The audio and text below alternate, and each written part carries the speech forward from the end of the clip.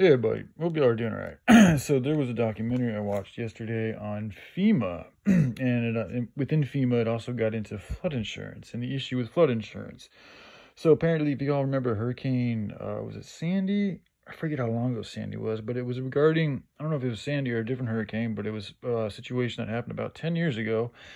And there was a few different people they interviewed in this documentary, but one of the dudes, kind of the main dude that I felt drawn to, and just his story was just so profound, was a gentleman. I think he was in New Jersey, and his whole house got completely wiped out, and he had paid for premium flood insurance.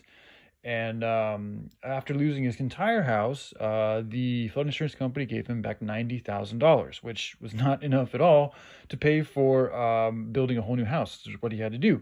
And so he's been living for the past 10 years, trying to get, I mean, it took him a long time to get that 90,000. So then I think it took him like 3 years, I forget out exactly how long, but it took him a long time to get that 90,000. And once he got the 90,000, he realized it wasn't enough. So the next thing he did was rent a house, and he's been living out of a rental, and he still is, I think, to this day, while continuing to fight with these insurance companies to get his house back. And it's like, his whole point is, he had been paying, I don't know if he still is, the premium, their premium package, like the most expensive package they can get for flood insurance, because he lived like right next to the river. So he was like, that's probably a good idea to get the most amount in case something does take my complete house away. And that's exactly what happened.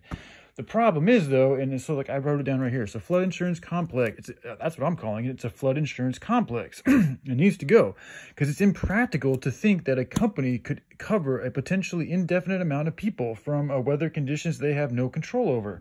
So it's like this flood, like, okay, these insurance companies, it's like the same thing with car insurance. Oh, that's a little bit more of a controlled kind of situation. But with the weather, people have no idea what the weather's going to do.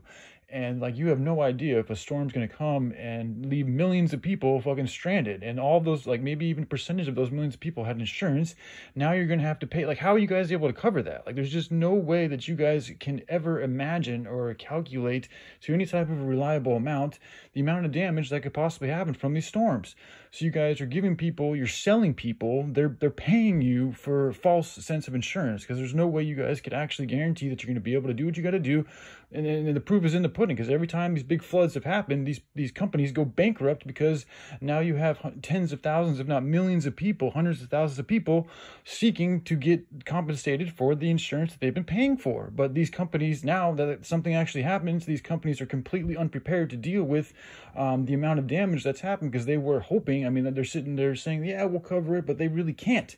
Like, there's just no fathomable way, unless you're planning on having like a fortune of like a whole treasure bank just that you have access to, that you have it waiting for floods to happen. I mean, if that's the case, then that's the case, but that is not the case, because what happens is these companies end up having to borrow from, a lot of times, the U.S. government to pay these people that have paid their insurance claims, but they still don't even get enough money. So it's like the system is flawed. So like, they need to stop with the flood insurance. All right, love you all, bye.